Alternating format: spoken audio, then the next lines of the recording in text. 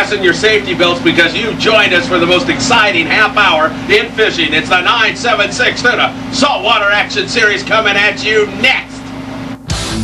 976 Tuna Productions presents the 976 Tuna Saltwater Action Series, bringing you the hottest fishing from Baja, California, Southern California, and other areas around the world where fishing is great. Come let us show you some of the greatest sport fishing adventures anywhere right here on the 976 Tuna Series, hosted by the voice of the 976 Tuna Hotline, Philip Friedman, produced and arranged by Bob Alvarez.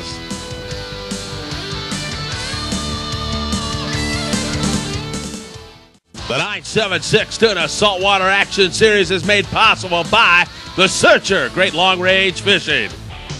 Berkeley Tri-Lane Fishing Line, don't leave the docks without it. The Del Mar, great sport fishing fun in the Santa Monica Bay. The Qualifier 105 and the 976 Tuna Hotline, where great fishing info is only a phone call away.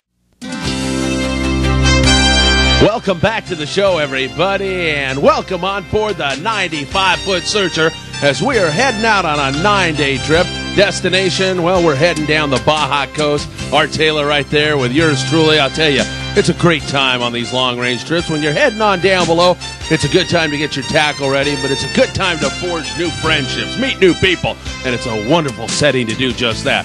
We're heading down the Baja coast, and on these long-range trips, well, you can encounter a variety of different species. We're targeting the Dorado right now. And right now what we're going to do is try to find some bait. Making bait on these long-range trips is ultra important. And while you can see the bait in some cases, it'll literally come up to the surface and you look out and see the bait splashing. We use other methods also. Other methods that are slightly more sophisticated. For a look at that, we're going to take you up to the wheelhouse with Skipper Art Taylor, and he's going to explain how you use the sonar. Folks, here we are inside of Art Taylor's Searcher, the wheelhouse. And Art, one of the priorities on these long-range trips is certainly making bait, and this sonar has a lot to do with that. Can you describe to us the capabilities of this sonar, Art? Well, right now we got it on a 180-degree scan. You can see half a circle here. It goes 360 degrees, but we just want to look out to the side, and ahead of us we got the scale at 300 feet out. So it's scanning back and forth 180 degrees, 300 feet out, and the beam is there's a nice little ball right here. Okay, what do we have there, Art? Well, there's some mackerel over here on the port side, about 200 feet out, and almost directly a beam of us. So we're swinging the Searcher around right now. As opposed to the other devices before the sonar, you would just see what was under the transducer, straight under you, correct? Yeah, this meter is straight up and down. It does have a little bit of an angle to it, but this sonar gives us capabilities of looking up to 5,000 feet out. There's another mark right here. Now the red that we see there is density. That means it's a tight ball, and everything that we've been seeing so far has been mackerel. But anchovies and sardines will mark the same way, and sometimes if tuna's in a tight enough ball, then that'll mark that way too. So what we do is we'll get a mark on the sonar and then drive over the top of it with the up and down meter and get set on the mark so everybody can go back and drop down and fish for bait.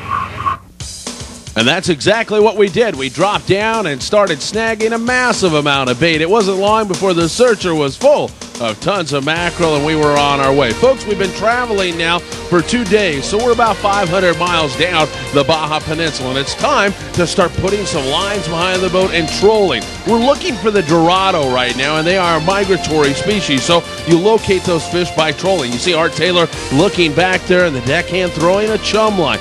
You see, he's just throwing an anchovy here and there. But I'll tell you what, you have to be with a veteran skipper like Art Taylor. His eyes are going to pay off. He's looking for anything that might tell him the Dorado are nearby. And as he looks out, he sees a bird school. That's birds picking down at the water. As the bait gets forced up by a school of fish, the birds will start to pick. And as you look out there, just peer out there, you will see the water literally swirling. Folks, that is a massive, big jag of Dorado starting to swirl the water. As it moves closer to the Searcher, the deckhands start to throw more chum. They're throwing live bait out to attract that fish in. and look down in the water. Please look down there. You will see a massive amount of Dorado pushing in toward the Searcher. Look at that stuff as it comes down the side of the Searcher. One angler hooked up in the bow. A magnificent sight, and these fish are really turned on. Look at how beautiful the Dorado is. In Hawaii, they're known as the mahi-mahi. In other areas, they're known as the dolphin fish here in the United States. But we call them the Dorado down in Mexico, and that is a magnificent, hard-fighting fish. And the thing that stands out most about the Dorado is its magnificent, brilliant colors. Look how gorgeous this creature is. It is really a marvel, a wonder, and a really beautiful fish. More fish hitting the deck of the Searcher. It's a matter of just throwing a bait out and you're instantly bit. And here a great lady angler, Linda Hicks, shows off her great catch. And you better believe ladies are welcome on these long-range trips.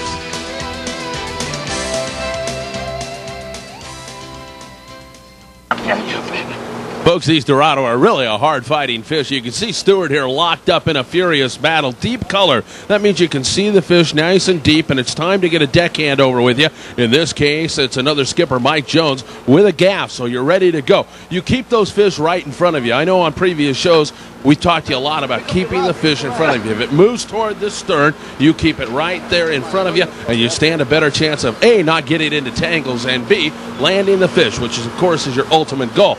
Stewart's doing a nice job. And look how he raises the rod nice and gently and then winds down on it. And Mike Jones, one of the skippers on the Searcher, is right there to coax him along, to coach him along, to make sure he's doing everything right, and he's doing a fabulous job. But even when you do everything right on these Dorado, folks, they are such a tough fish, such a hard-fighting fish. You've got your hands full, and you've got your hands full for a while. Look at that fish. It's starting to make a move back toward the stern, but Mike's got a gaff in it. Beautiful Dorado coming on board the Searcher, and Stewart is as happy and as proud as can be, and for good reason. He looks up at Art Taylor, and Art says, "Good job, Stu." And look at that fish with Mike and Stu. Tag it, or the bag it. And I get it back. Good job, folks. Hook up? Oh, okay. See if we can't find some more. Watch your feet on the deck so the crew can... Mike Jones and Linda Hicks posing for a picture. My goodness, what a great fish that is for Linda. And those two are going to get together and get married here pretty soon. Isn't that wonderful? Another part of long-range fishing. I told you, make friends. Sometimes you might even meet your wife out there. Another beautiful fish. Take a look at Steve as he lifts this big Dorado up.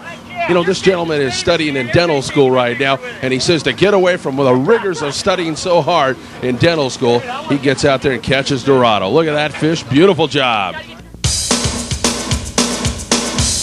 So much Dorado in the water, and they just keep raining on. You know it's wide open if I can catch one. And here comes another big Dorado. Folks, I want you to understand something here. This is 1 day out of our 9-day trip. We put on close to 300 Dorado in one single stop. And they just continue to rain and rain and rain on. Look it down in the water. Can you see the Dorado? They're stacked up underneath the Searcher. As there's so much fish here, man, I'll tell you, all you've got to do is throw an iron or a bait out there, and it's an instant hookup. And this is what long-range fishing dreams are made of. Take a look at this angler. He's locked up in a battle, and look out behind him. See the Dorado jumping? Again, it will jump. It's surreal. Look at how magnificent it is. And one final jump in the background as this angler works his way back toward the stern of the Searcher, and he's got a nice big Dorado. It is an absolutely magnificent and wonderful bite. And I'll tell you what, if you've ever had mahi-mahi in a restaurant, you'll know the value in terms of the food value here. They're a great eating fish, and the way they're taken care of on the Searcher, now they fillet your fish every single night on these long-range trips. A word about beginners. Are you a little intimidated watching this? You think you might not be able to handle it? Don't be. The guys on the Searcher are there to help you. Identify yourself as a beginner. There's no shame in it. Tell the guys you need some help, and they will help you in this situation. They'll show you how to get these fish on board. Bob Alvarez put the camera down for a moment and throws on another nice Dorado. There's so much Dorado around this area, it's ridiculous. So, Bob, what size hook is this again? It's a 9-0, Bill. It's a 9-0, folks. You can see the background. There's one. One's coming over. I got no dike, so I got some, Bill. my mom's dentist, or my dentist will kill me for this, but I'm going to get a bait and be right back. I'm scared, so I think there's a Dorado on it. I put that reel in gear, I let that rod tip get tugged down, and then I set the hook on these things. Anything you want when you got the 50-pound, folks. This is a bigger fish. Woo! No line so far, everybody. No line at all. But I'm gonna have to give him some now. Nicer fish here. The big hook helps to pin them. And again, I really think it's a good idea. You just put that thing in gear, let them pull the rod tip down, and you're there. Work on this. I'm gonna jump. Color! Move, Stanley! Maybe you can throw this, Phil. Color, boys! Well, maybe I can. You want me to try to throw him? That's a big fish. Big Hey, fish. gas. Fourth quarter with the gas! Hold on. Pretty fish. Look at that, folks. If he gets away, we're going to catch and release him. I want you to see a beautiful fish here. And if he gets away, he's a gorgeous fish. Man, these fish can really pull hard. It pays to stay in top physical shape like me. It only took me about 3 hours to land this thing. What a battle, and what a tough bite-eating fish the Dorado is. It was a great trip on the Searcher, but again, this was only one day of 9, so you'll be seeing many more features on the Searcher as we catch more fish. We're going to go to our great sponsors right now, but I want you to know how hard this fish pulls. It broke the handle off in my hand. I literally couldn't turn the handle anymore. We'll go to our sponsors, take a look.